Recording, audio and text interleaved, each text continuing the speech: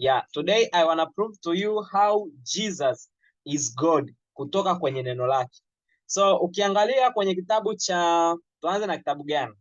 Tuanze na kitabu cha Yohana au tuanze kitabu cha... Let's go to Waibrania sura ya kwanza. Waibrania. Kitabu cha Waibrania. Nataka leo niweke standard ambayo itakusaidia hata kama hutakaa uweze tena au ulikuwa uwezi kuprove. Leo nitakupa doctrine. Kwako unasikia sauti ya chini sana. Mungu wangu, what should I do? Bas, from tomorrow nitakuwa nakuja na ile mics kwa ajili ya kuamplify sauti ambazo mmeiona nikiwa nazitumia sana kwenye kurekodia zile series za Thanksgiving and Praise. So sasa hivi nitaongeza sauti yangu ili usikie. Kwa hiyo kitabu cha Ibrania sura ya kwanza mstari wa 5. I wanna prove to you. Kama una Biblia, chukua Biblia yako fuatilia, au kama unaandika mahali just note down. Hapa anasema kwa maana alimwambia malaika yupi wakati wowote, ndiwe mwanangu, mimi leo nimekuzaa, na tena mimi nitakuwa kwake baba, naye atakuwa kwangu mwana. Umeona? Na tena alimwambia malaika yupi, ndiwe mwanangu, mimi leo nimekuzaa. Umeona? Lakini mstari wa 8 anasema kwamba lakini kwa habari za mwana asema, maana yake ni Mungu Baba ndo alikuwa anaongelea kuhusiana na habari za mwana. Anasema kiti chako cha enzi Mungu. Kwa hiyo hapa anaongelea habari za mwana ambaye ni Yesu Kristo, lakini anasema kiti chako cha enzi wewe Yesu, alafu anasema Mungu. Kwa hiyo anamuita Yesu Mungu. This is the first point tunaanza nayo. Waibrania 1 mstari wa 8. Sasa lakini kwa habari za mwana asema kiti chako cha enzi Mungu. Ukiangalia the English version kwenye King James Bible anasema but unto the son he said thy throne O God is forever and ever. Umeona? Kiti chako cha enzi Mungu ni cha milele na milele, na fimbo ya ufalme wako ni fimbo ya adili. Lakini tukitoka hapo, that's the first point. Tukitoka hapo tunaenda kwenye ile famous ambayo watu wengi wanaijua, Yohana sura ya kwanza mstari wa kwanza. Yohana sura ya kwanza mstari wa kwanza. Anasema hapo mwanzo kulikuwako neno, naye neno alikuwako kwa Mungu, naye neno alikuwa Mungu. Sasa in the beginning was the word, and the word was with God, and the word was God. Ukitoka hapo sasa tarudi, andika hiyo pia, iandike. Nenda kitabu cha Mwanzo sura ya kwanza mstari wa kwanza. Mwanzo sura ya kwanza mstari wa kwanza. Anasema hapo mwanzo Mungu, in the beginning God. Hapo mwanzo Mungu aliziumba mbingu na nchi. Na nataka ujue kitu kimoja mtumishi, kwamba hii Biblia tunazozitumia sisi ambazo zimekuwa translated from Hebrew Bible, translation ya kwanza ilikuja kwenye King James Version ambayo ndio hii naitumia hapa, na wewe unaweza ukawa nayo hapa King James Bible. Unatakiwa kujua kwamba kwenye Hebrew language hakuna vowels, yani zile I o u hamna. Kwa hiyo kama hamna vowels, manake hii neno hapa in halipo. Limekuja hapa tu, limewekwa hapa. Kwa hapa inatakiwa hivi, the beginning God, au beginning God created the heaven and the earth. Kwa Kiswahili haikutakiwa hapo mwanzo, inatakiwa mwanzo Mungu aliumba mbingu na nchi. Lakini hata ukiacha hivyo hivyo, twende. Tunatoka hapo tunaenda Ufunuo wa Yohana sura ya 22 mstari wa 18.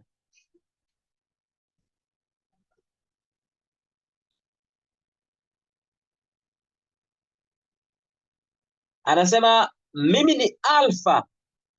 Ufunuo sura ya 22 mstari wa 13. Mimi ni Alfa na Omega, mwanzo na mwisho, wa kwanza na wa mwisho. Mimi ni Alfa. Huyu ni Yesu alikuwa anamwambia Yohana sasa.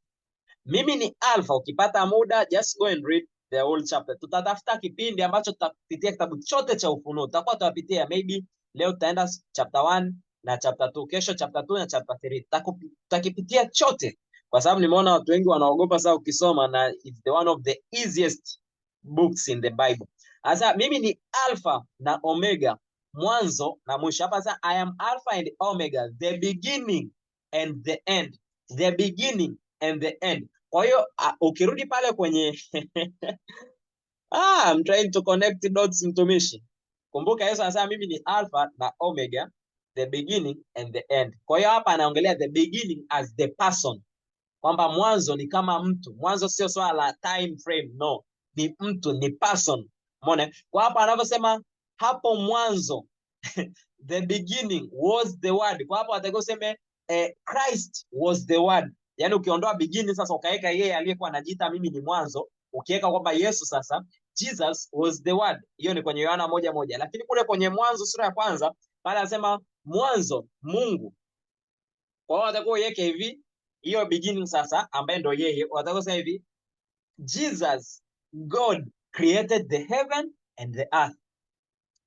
Na hiyo swala alpha na omega kwenye twende Isaya sura ya 46 mstari wa 10.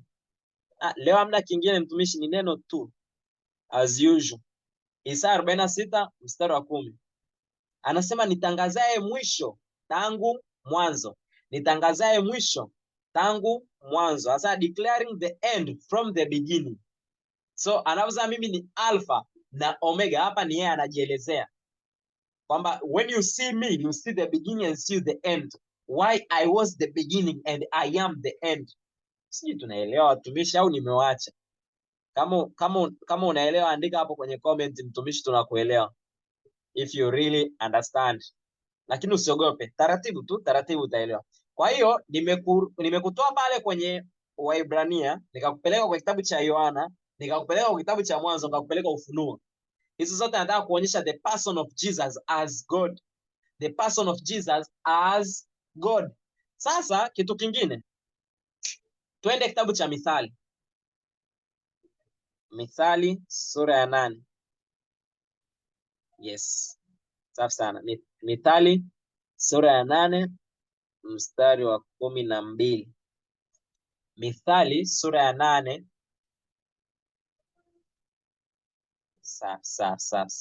Sasa. Mithali sura ya 8 mstari wa 12. I hope mnaandika because naenda na speed kidogo, lakini usijali, hata kama utakuwa umekosa sehemu ya kuandika tunaweka YouTube, utaenda kurefer tena. Anasema mimi hekima nimefanya werevu kuwa kao langu, natafuta maarifa na busara. I wisdom dwell with prudence. Sasa unatakiwa assignment ya leo, jana ilikuwa ni Warumi sura ya 8. Ilikuwa ongelea habari za Roho Mtakatifu. So if you have read it, umeona, na nitauliza maswali baadaye tukipata muda. Tusipopata muda, kesho nitauliza maswali na kutakuwa kuna zawadi as usual kwa wale ambao wanafuatilia. Sasa hapa Mithali sura ya 8, assignment ukasome Mithali sura ya 8 yote, you see it. Ni nzuri sana, nzuri mno. Ukiangalia huo mstari wa 12 anasema mimi hekima nimefanya werevu. Mimi hekima. Sasa hekima, twende Wakorinto. Danieli tu taratibu mtumishi. Wakorinto wa kwanza 1:24. First Corinthians. Wakorinto wa kwanza sura ya kwanza. Ni kwa nini nimekuonyesha hilo swala la hekima? Asa mimi hekima, I wisdom dwell with prudence. Unaona? Wakorinto wa kwanza 1:24. Asa bali kwao waitwao Wayahudi kwa Yunani ni Kristo, nguvu ya Mungu na hekima. Unaona? Anasema bali kwao waitwao Wayahudi kwa Wayunani ni Kristo, nguvu ya Mungu na hekima ya Mungu. Kwa hiyo Kristo equals to nguvu ya Mungu na hekima ya Mungu. Kivipi? Alifanywa kwetu sisi kuwa hekima. Twende pia mstari wa 30 chini yake tu hapo.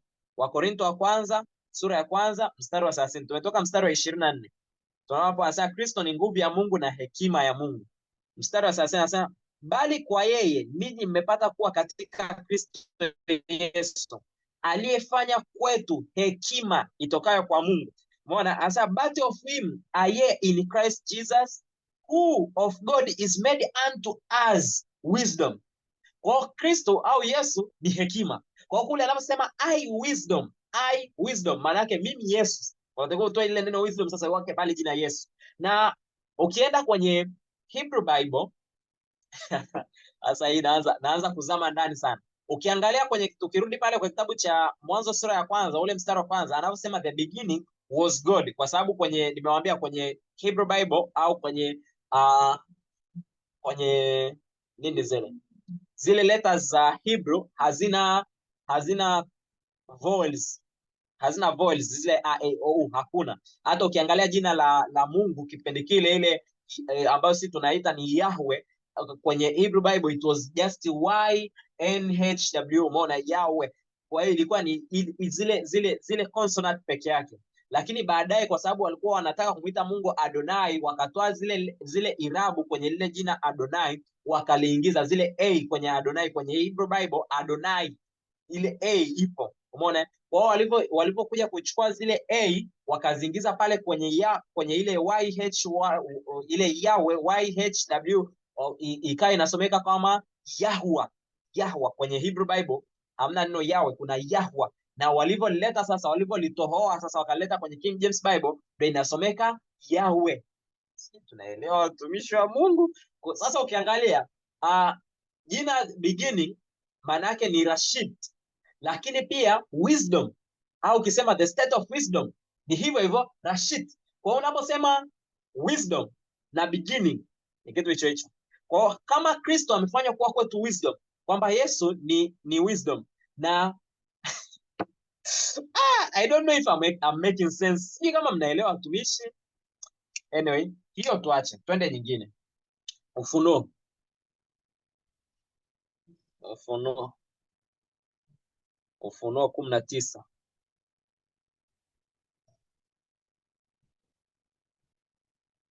Ufunuo 19:13. Ufunuo sura ya 19 mstari wa 13. I hope umefika. Anasema naye amevikwa vazi lililochovya katika damu, na jina lake aitwa Neno la Mungu. Huyu ni Yesu. Sasa jina lake anaitwa Neno la Mungu. Jina la Yesu hilo. Sasa jina lake anaitwa Neno la Mungu. Turudi Yohana. I don't know if you are getting this, watumishi wa Mungu. Anaposema hapo mwanzo kulikuwako, kumbuka kule amesema hivi, naye vazi lake limechovwa katika damu, na jina lake aitwa Neno la Mungu. Yesu huyo, Yesu Kristo, jina lake anaitwa Neno la Mungu. Kwa hiyo hata hapo ukiachana na hili swala la beginning peke yake, kwamba yeye ni mwanzo na mwisho, ukiachana tu na hiyo, hapa anasema hapo mwanzo kulikuwako si neno, na Yesu ndio neno la Mungu. Kwa hapo mwanzo kulikuwako Yesu, na Yesu alikuwako kwa Mungu. Kwa hiyo ndio lile neno au word of God au word eka Jesus. Umeona? Kwa hiyo anasema hapo mwanzo kulikuwako Yesu. The beginning was the, sisi tunaelewa? What is this? Kuna mtu anataka kushare kitu hapa. Please and please and please, naomba usicheze hivyo hapo. So anasema hapo, nafurahi kwa sababu kuna mtu anagusagusa. Okay, anasema hapo mwanzo kulikuwako neno, na kule tumeona yeye anaitwa nani? Neno la Mungu. Ufunuo sura ya 19.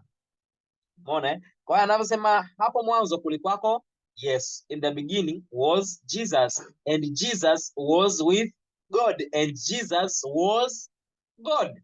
Sisi tunaelewa watumishi? Mnaelewa kweli? Sije kama mambo yametight. Ndio. Pamoja. Wow. Okay. I'm blessed with the verse nitangazaye mwisho tangu mwanzo. Yeah. Okay, ukiangalia pia natoka hapo sasa. Kwa hiyo umeshaona neno la Mungu ni Yesu. Yesu ulikuwa unaijua, sasa nimekupa scripture yenyewe kwenye Ufunuo hapo. Anasema yeye anaitwa Neno la Mungu, anaitwa jina lake. One of the name of Jesus ni Neno la Mungu. Kwa hiyo sehemu yote ambapo unaona neno la Mungu unaweza ukatoa ukaweka hapo Jesus. Sijui umeelewa mtumishi? Lakini hapa anaendelea anasema hivi, huu mstari wa pili anasema huyo mwanzo alikuwako kwa Mungu. Kwa hiyo Jesus the same was Jesus with God. Nimekwambia kwenye swala la mwanzo, ondoa hiyo beginning, eka Jesus. Umeona? So the same was Jesus with God. Hapa akwambia vyote vilifanyika kwa huyo, wala pasipo yeye hakikufanyika chochote kilichofanyika. Kwa hiyo kule kwenye kitabu cha Mwanzo unavyoona pale anasema And God said, let there be. Sijui kikawa hivi. Ile yote. That was Jesus doing. Sisi tunaelewa tumishi, tunaelewa kweli. I hope you understand it. I hope you are not going to miss it. Lakini pia nikawa namwambia mtu mwingine kwenye let me take kwanza, tumeshamaliza hichi kipengele cha kwanza. Nikawa namwambia mtu mwingine kwamba unajua ile sauti iliyokuwa inatembea bustanini, ile sauti iliyokuwa inatembea, Mwanzo sura ya 3. Let's go. Mwanzo sura ya 3, I think ni verse 8. I think so. Yes. Anasema kisha wakasikia sauti ya Bwana Mungu. Angalia. Anasema and they heard the voice of the Lord God. Na voice of the Lord au voice of God inakuwa equipped or tantamount sasa na word of God. Sisi tunaelewa. Ukienda kwenye kitabu cha Kumbukumbu la Torati ile sura ya 8 ambapo Jesus ndo alikoti kwenye yale majaribu, alikoti hiyo Kumbukumbu la Torati sura ya 8 ule mstari wa 3, Jesus ndo alikoti kwenye majaribu kwamba mtu hataishi kwa mkate tu. Alipoambiwa geuza mawe haya yawe mkate, akasaje? Mtu hataishi kwa mkate tu ila kwa kila neno litokalo kinywani mwa Bwana. Kwa hiyo neno linalotoka kinywani mwa Bwana, neno linalotoka. Kwa hiyo hapa anasema kwamba nao wakasikia sauti ya Bwana, and they heard the voice of the Lord God. Na tumeshaona kwamba neno la Mungu ni nani? Ni Yesu. So kama neno la Mungu ni Yesu, wow. Kama neno la Mungu ni Yesu, manake and they heard the word of God walking. Or they heard Jesus, God, walking in the garden. Sisi tumeelewa watumishi? Do you get this? I hope mmenielewa. I hope mmenielewa. Kwa hiyo mtu akikuletea argument ya namna hii tena, you should not be terrified. Usije kaanza kushangaa. Kama Yesu existed since then, mbona tena alizaliwa na Maria? Wow, that's the greatest question. So, iko hivi, tumeshajua kwamba Yesu aliexist since the beginning. Kiangalia hizi proof zote nilizokupa hapo kwamba before anything else alikuwepo kule. Lakini Mungu kwa ajili, for the sake of sisi hapa, kumbuka utukufu wake hakuna anaweza contain, namba moja. Lakini Mungu alitafuta namna ambayo angeweza kushuka chini kwa wanadamu awe kama sisi, na ndo maana ikabidi azaliwe kama mwanadamu na apitie process yote. Na utaangalia hata kwenye alivyozaliwa, malaika walichokuwa wanashangilia, walikuwa washangili kwamba mwanadamu mpya amezaliwa. No, walikuwa wanashangilia a mystery ya kwamba neno la Mungu. Remember, mbinguni hakuna mahali popote walikuwa wanasema kwamba walikuwa wanamuona before hajazaliwa, walikuwa wanamuona Yesu. No, walikuwa wanaonaga tu, Mungu alikuwa akiongea, wao wanachukua ile sauti, ile neno la Mungu wanalifanyia kazi. So this time around wakashangaa lile neno limefanywa kuwa flesh, na ndio maana walikuwa wanarejoice sana.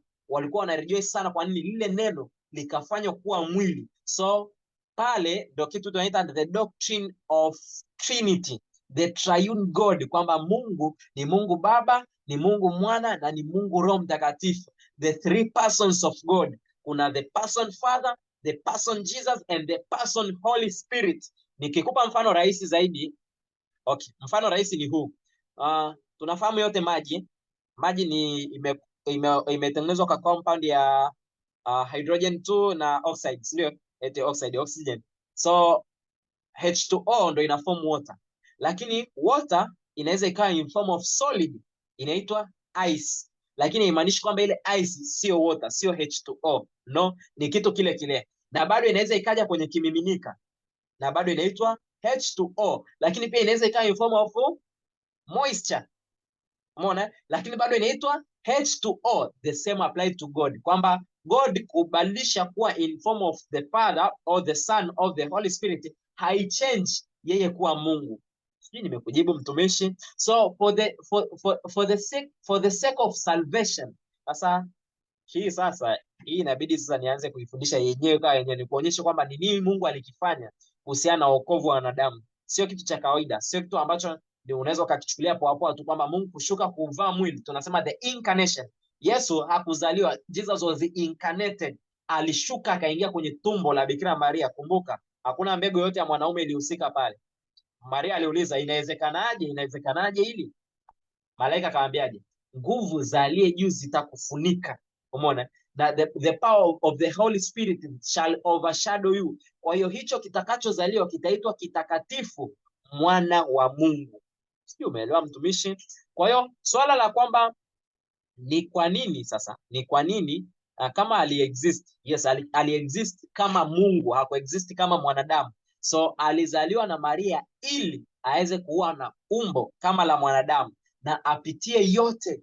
Tuta discuss, I think sijui tuifanye kesho hii the whole session, ili uweze kuelewa kwamba ni kwa nini Jesus ilibidi azaliwe, ni kwa nini Jesus ilibidi apitie majaribu, yani why he, yani ni kwa nini alitakiwa kupitia majaribu, na ni kwa nini ilitakiwa afe, au ni kwa nini ilitakiwa afundishe kwa miaka 3. Umeona? Kwa nini kuna kitu kinaitwa public ministry of Jesus, kwamba unajua kipindi kile kabla Yesu hajaja, watu walikuwa wana tafsiri nyingi sana kuhusiana na Mungu. Watu walikuwa wana picha nyingi sana, walikuwa wanadhani kwamba Mungu yuko hivi, wengine wanawaza Mungu yuko hivi, wengine wanawaza Mungu yuko hivi. Kwa hiyo the logos of God ilivyokuja hapa duniani sasa, the perfect expression of God, Jesus alivyokuja alituonyesha how God anamfanania Mungu, anafanania vipi. Kwa hiyo kila kitu alichokifanya ndo ambacho, kuna vitu ambavyo yeye pekee ndo alikuwa wa kwanza kuvifanya. Umeona kwamba wanadamu tusingekaa tutegemea, yani watu walikuwa washazoea. Do you know kwamba before, sio kwamba watu walikuwa hawezi kutoa mapepo, walikuwa wanatoa, lakini walikuwa watoi kwa kukemea. Walikuwa wanahitaji kupiga kwanza ngoma, sijui kufanya nini ili pepo lifanyeje. Lakini Yesu akaja akaonyesha kwamba you can say to the to the evil spirit kwamba you can cast it out, na ikaondoka kwa neno tu, kwa neno. Umeona? Akaja akaonyesha watu kwamba you can do this, you can do this, the public ministry. Hiyo tutaiongelea kesho. Sasa ni kuonyesha hivyo vyote kwamba ni kwa nini ilimbidi Mungu auvae mwili kwa ajili yetu. Why? Je, asingeweza tu kushuka kama Mungu? I'm just joking bana. Yeah, lakini tuta go further. I think tomorrow, this is exclusive for tomorrow. Ni kuonyesha kwamba hata Yesu alipokufa msalabani, ni nini ambacho kinatokea kwenye maisha yako. Biblia sasa hivi, Warumi sura ya 3. Muda umeisha na dakika 38.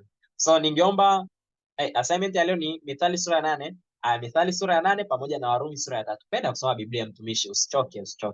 Just go and read. Ukipata muda pitia mistari 5, pumzika, pitia tena, au ukiona unaweza pitia Warumi yote. It's very possible. Ziko chapter 16 tu. Oh, very very possible. Unaweza ukapitia, lakini wapitia Warumi sura ya 3, pitia Mithali sura ya 8. Mungu awabariki sana watumishi wa Mungu. I hope mmenielewa hichi kitu ambacho nimewaambia leo. I hope. Na Mungu atujalie neema tuweze kuyaelewa maandiko. So I welcome questions. Nakaribisha maswali. Any question. Any. Swali lolote watumishi. You can just switch on the mic and ask. Bahati nzuri leo hatujajifunza kuhusiana na mwanamke wa Biblia, maana kakaangu Ali angeshangaa sana. The good thing. Kwanza Ali, I know you have some questions. Wewe ni mtu ambaye umeishika sana dini ya Kiislamu. Naona anafanya vitu vingine. I don't know. So karibuni sana watumishi wa Mungu. Any question?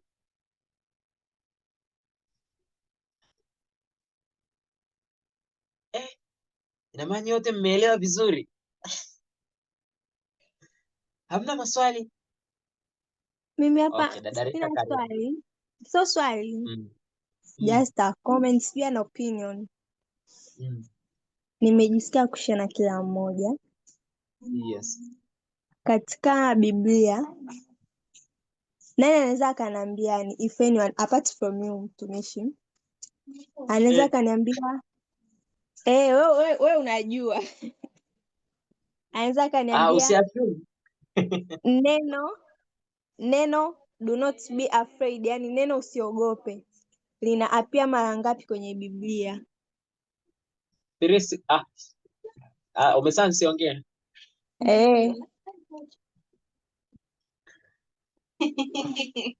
Anyone?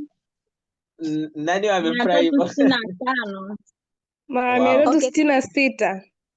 Wow. Thank you Gladness and thank you Angelina. Mwaka wa kawaida, yani a normal year ina 365 days, right? Ambayo ukiangalia kwenye Biblia the word do not be afraid ina pia 365 days, kumaanisha kwamba each day God anakuwa na to remind, yani each day of the year, kila siku kuanzia January mpaka Disemba, Mungu anakuwa anatukumbusha do not be afraid. Yani no matter unachopitia, sijui ni nini unapitia, no matter what, unapaswa ukumbuke Wow. like God ananiambia do not be afraid, everything will be alright, everything iko chini yangu na chochote kile nilichomba mimi naweza nikakicontrol. That's the meaning. Kwa hiyo guys, yani Wow. haijalishi ni kitu gani unapitia hivyo, just always remember kwamba kwenye Biblia takatifu do not be afraid inapia 365 days and it's for you to remember that every day Mungu ananiambia nisiwe afraid na nimtegemee. Hivyo tu. Wow. Thank you so much. Thank you so much. Mungu akubariki sana.